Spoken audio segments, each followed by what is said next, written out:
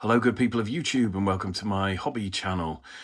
So I was in town today for an appointment and I seem to have accidentally purchased this box here, Skeleton Cavalry and Chariots.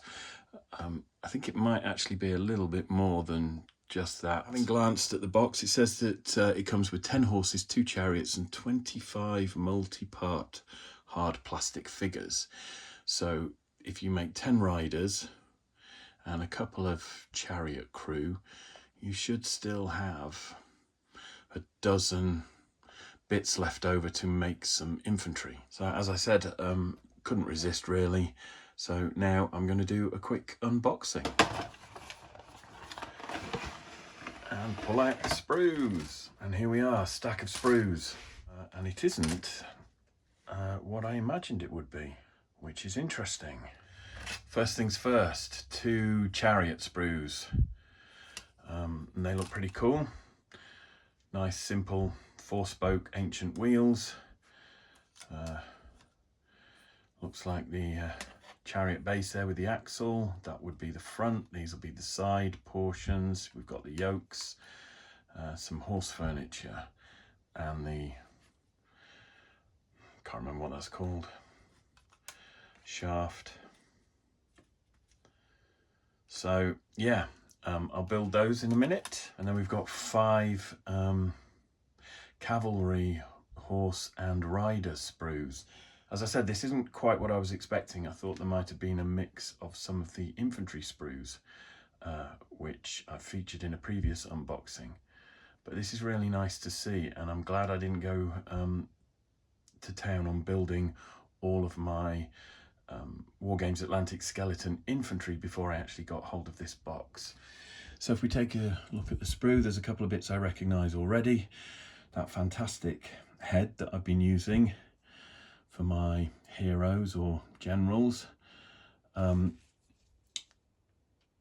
are some variations on the sword arms, one of which you get with the skeleton infantry, and then some of the shields obviously are the same. We've also got a wider selection of skulls, although I think in the infantry you get 2 of these and 1 of those. You're now getting 3 of each, plus a different helmet there. I have seen somewhere, there's that crest there. And then of course we've got the horses. So, and actually I really like these. So there's 1 skeleton horse there by the look of it. I'm assuming the sides will be interchangeable. And there's another skeleton horse here. And similar kind of thing that's available with the Tomb King's Skeleton Cavalry. Left and right side with the front leg kind of galloping, and the left and right side with the front leg outstretched. So I would assume you can swap those around. We'll find out in a minute. Now, interestingly, we have 1, 2, 3 skeleton bodies that are clearly designed to be riders. That one's in Greek or Roman looking armour. That's actually very nice. These bodies look well proportioned in comparison to the Tomb Kings, and although the feet are slightly smaller, I don't actually mind that.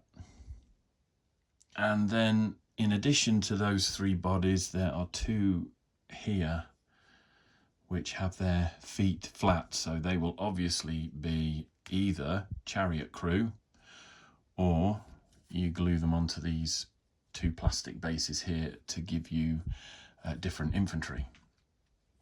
So this is a really lovely sprue. The weapons are sort of 28mm scale. They're not heroic scale or chunky like Games Workshop weapons are. so that may limit their flexibility in Warhammer the Old World, unless of course you're building a proxy army out of these.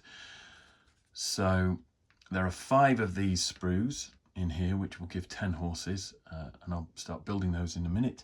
10 horses, you've got 3 riders though, so that's 15 riders, so you're going to have 5 left over,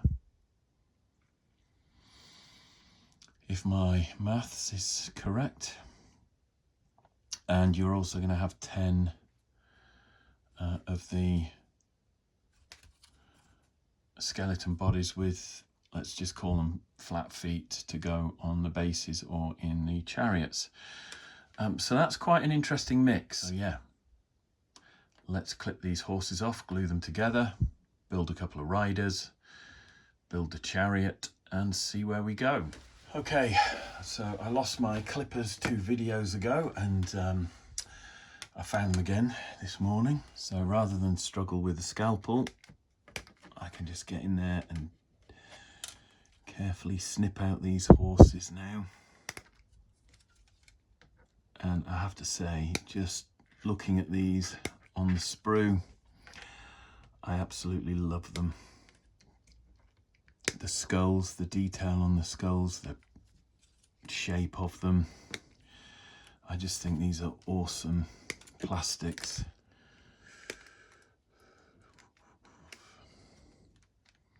There we go. So that's everything for the horses from that sprue. Oh, and just a little note there on these.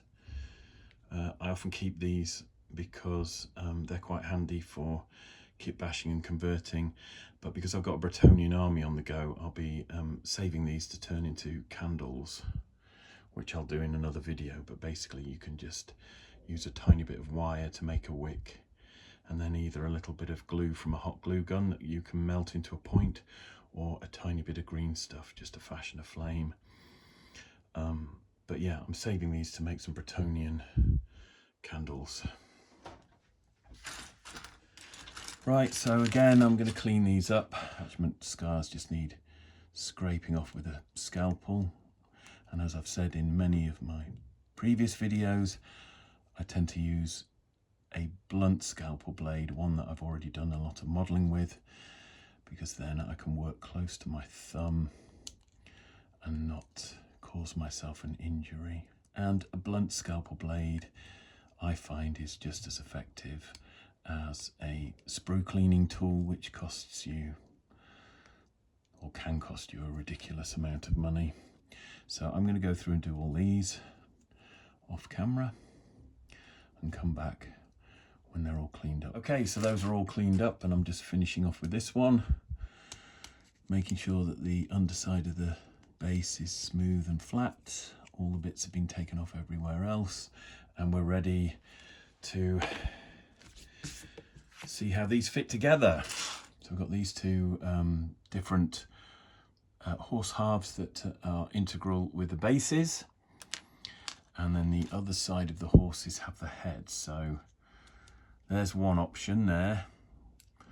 There we go. I'm just dry fitting these at the moment. That's a nice pose there. And then the other option is with sort of both front legs extended forward. And then we can move to the other smaller side, the galloping. That's a nice one as well. I quite like that. That really does work well. And then that side as well, cantering. So they're interchangeable and they fit. I'm going to build these, and then we'll do a rider and we'll do the chariot. I'm also going to put some on the rib cage there. A little on the base. I forgot the hoof, so we'll do that. Right, there's one. Glue along the underside of the spine, bottom of the rib cage, and the hoof. That may not make contact with this base. No. Oh, just. Right, so there we've got the second option there. So I'll leave that one there to dry.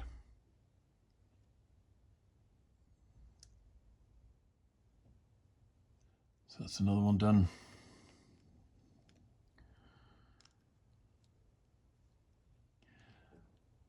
4 horses. Whilst the horses dry, I'm just going to snip off a couple of riders and a couple of chariot crew. So we'll go with this armoured skeleton here.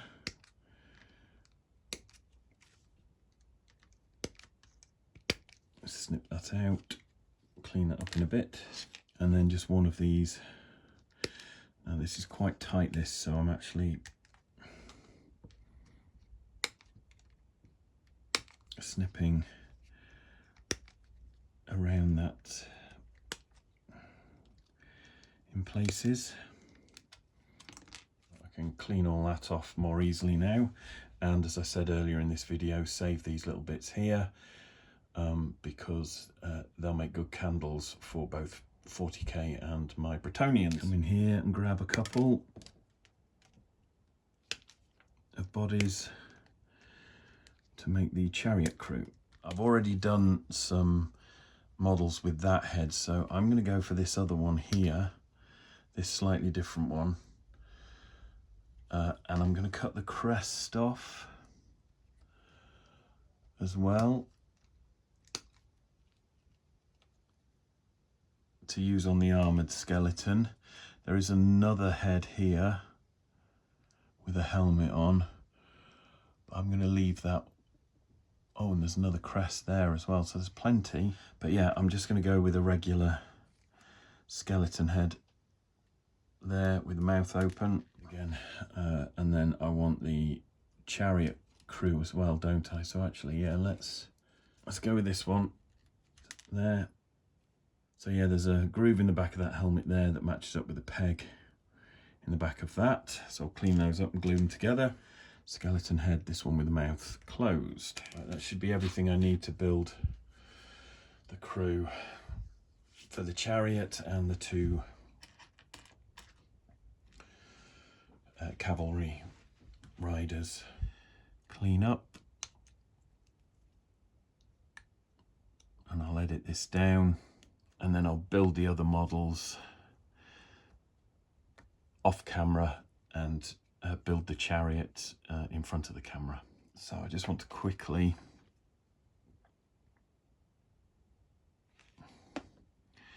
put this together. We'll get the head on first. Get some glue on there. Try and get that helmet crest. Cool.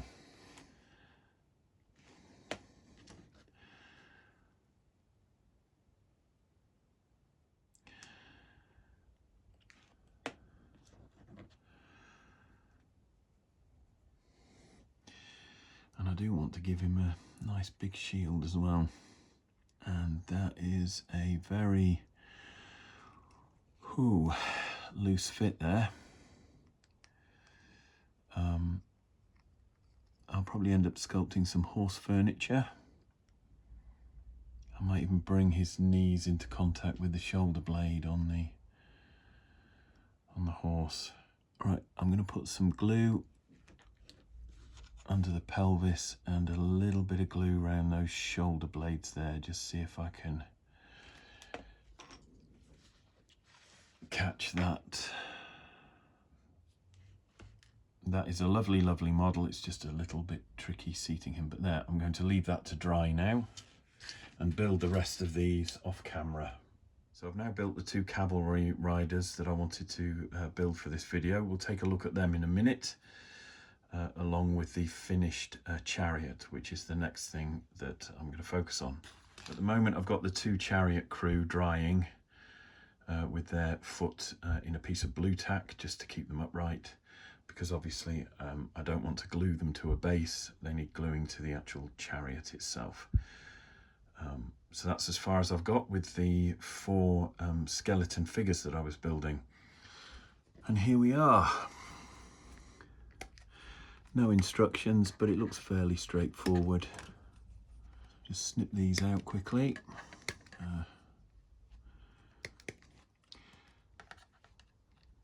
So yeah, so that goes that way round, that goes on there, and then these other little holes locators here. I actually thought the sides of the chariot would be like that.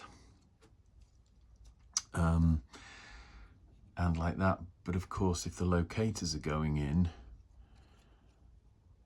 they're going to fit like so. So the rounded end is actually at the back of the chariot. We've got the base of the chariot with the axle at the back. The wheels will, they need cleaning. Ah, right, okay. There's actually a half moon shape there, so that they are fixed. I'll clean the detachment scars off in a second, but basically the wheels are fixed on the axles there like so. We've then got this obviously that goes in there. The front that goes on there. The yoke, I'm not entirely sure how that connects. I'm tempted to say it would sort of slot in there like that perhaps.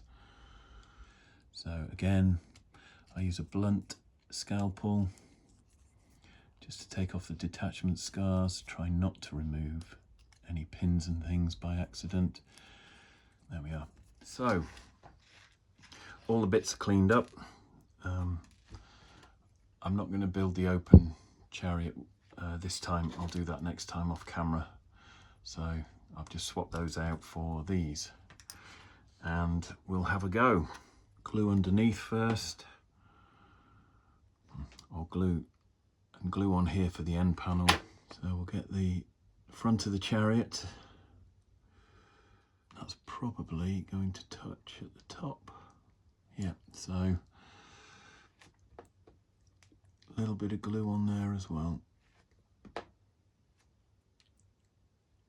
Slide that into place there. That is the outside, the smooth edge is the outside. That bit of detailing there is the support, which you would have inside, which looks nice. And then same applies there.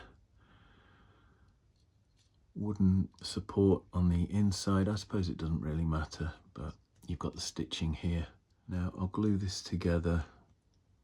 I might normally, you know, paint the body of the chariot without the wheels on. But I want to assemble the thing completely for the video, and then I'll just have a go at painting it up in one. But that is the body of the chariot. Now the horses are blue tacked onto this base, and I think, yeah, the way that fits on there, it curls up at the front there, so that would actually sit there just behind the raised part of the spine. So those yokes there at the front, okay, that fits. I'm just wondering if that goes in there like so, and I think it does. So let's just double check with the box art. Let's get some glue on this end piece here.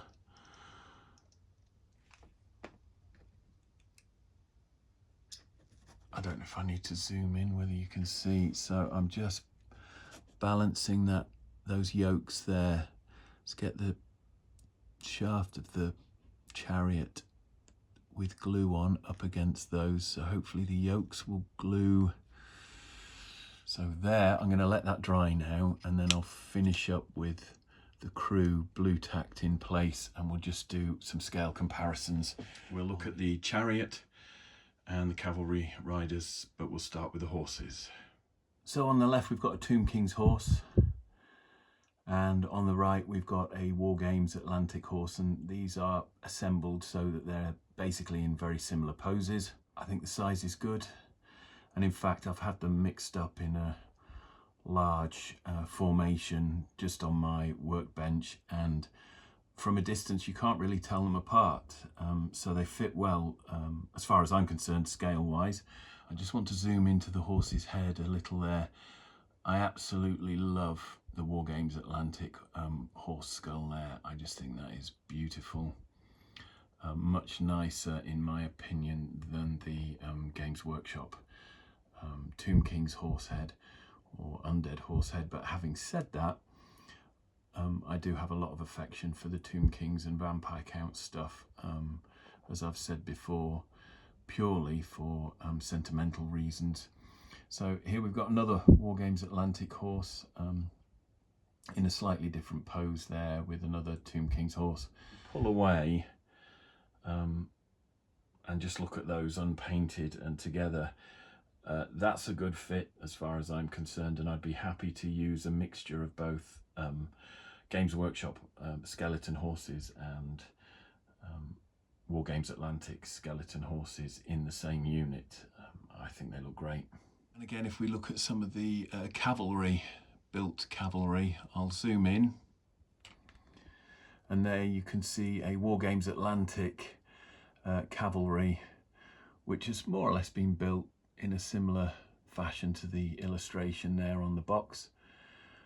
So I've gone with the aim of making some sort of general or hero, and next to that we have regular Tomb King's Skeleton Cavalry.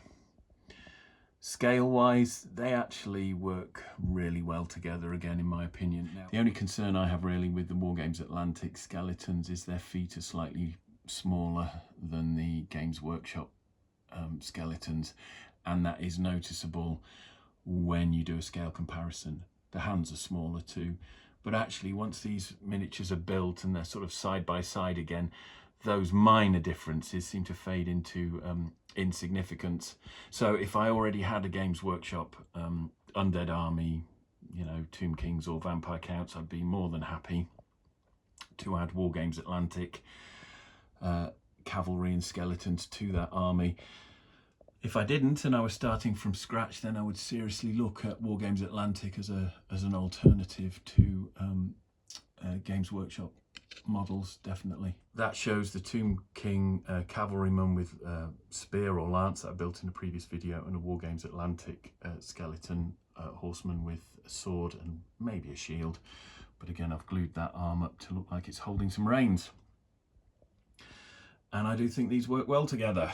Again, if I just show you them mixed up, I think from a few feet away on a wargaming table, which is how you're going to look at these guys, they blend really well together. So I have absolutely no hesitation now building out and populating my Tomb King's army or my Vampire Counts army with a selection of Wargames Atlantic plastics. Just for completeness is to bring in a metal Wargames Foundry or Warmonger skeleton horseman that I built in a previous video, and it might actually have been the video I was working on before I did this impromptu unboxing. So if that doesn't look familiar to you already, it will be in the next video that I release in this series. And there we can see the three skeleton horsemen lined up, one in front of the other. So we've got Wargames Foundry or Warmonger skeleton horseman on the left in metal. We've got the Wargames Atlantic horse and rider in the middle, and a Tomb King's skeleton cavalry on the right hand side there. And yeah, I'm just really impressed by how gorgeous the Wargames Atlantic skeleton horse is. It's just beautiful. Really love it. And finally, so I don't leave anything out, that's a classic Citadel plastic skeleton there on the left, which I've been working on in my previous videos.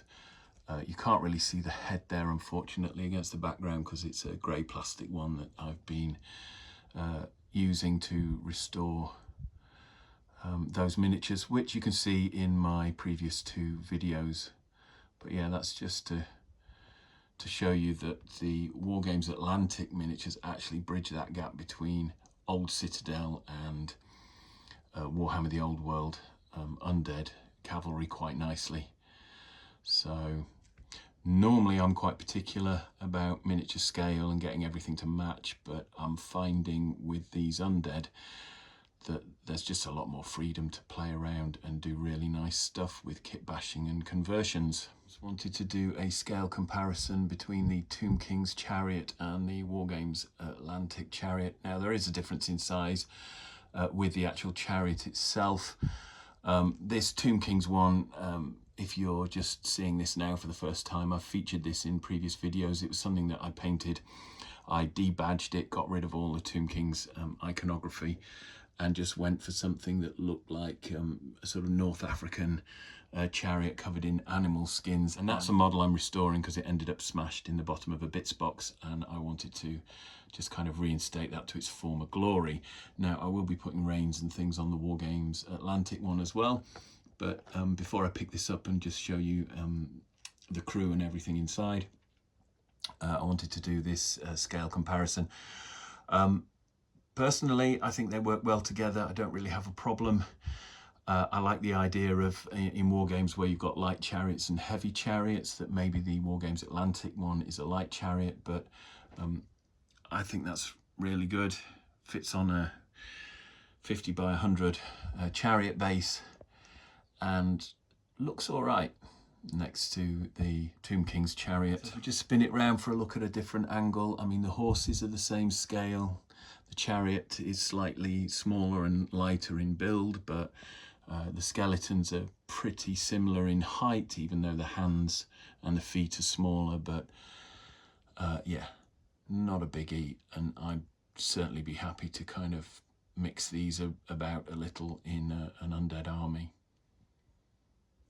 And whilst I've got them out on the desk, I just thought I'd show this old Citadel Skeleton Chariot, Skeleton Horde Chariot that I'm restoring. And again, scale-wise, it's a pretty good fit with Wargames Atlantic. I won't linger too much on these models because I will be doing a dedicated video on Undead Chariots anyway, because I've got 3 or 4 metal ones from Wargames Foundry as well. Some I'll paint up in a Tomb King's vibe, others I'll paint up for vampire counts. But again, it just shows if you are lucky enough to have some of these old classic plastic Citadel skeletons, then Wargames Atlantic miniatures fit really well with those. I have to say, out of all the Wargames Atlantic boxes that I've bought, I think these Undead are probably some of my favourite. They really are. I've just really fallen for those horses. I think they're brilliant. And lastly, I just thought I'd show you these. These are 2 of the classic Citadel skeleton horses that I've got left over. So I think I'll end up with some extra Wargames Atlantic skeleton riders. Just looking at how the contents sort of divide up between the chariots and the riders, and the fact that you can also make infantry.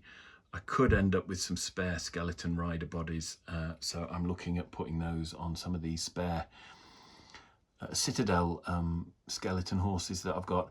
And with these, I'm just beginning to trial some different painting techniques. They're not finished, but basically they've had a white prime. They've been washed with Army Painter speed paint, the pallid bone, and I've used an earth texture from Vallejo. I think it's brown earth on the top of the base there, and the sides of the base, the rims have been painted with Mornfang brown from Citadel, and I've actually used the base coat or the base color because that's nice and thick. So I'm playing around with some ideas to do some sort of Mediterranean scrubland, something sort of tufty, so that when I do my Khemri and my Tomb Kings, I can go Sahara, sandy desert, and then when I paint up the horses or the units that I might want to swap between vampire counts and Tomb Kings, I can do them in this Mediterranean kind of scrubland type feel. And then of course the vampire counts will be on mud and European sort of earth. So I'm just playing around with a few ideas, but I think the Mournfang brown around the edge of the base will give me a colour that unifies all the undead if I end up fielding them on the wargaming table at the same time or in a mix. I know this was a bit of a spur of the moment unboxing, and I haven't built any of the infantry out of this box. I've just focused on the cavalry and the chariots. The infantry are figures that you can make from the leftover chariot crew. I will look at that in a future video, but for now I hope you've enjoyed this impromptu unboxing. If you have, please subscribe to my channel for more hobby videos like this. Please leave a comment, and if you do, keep it kind and respectful. Take care of yourselves, and I'll see you in the next one.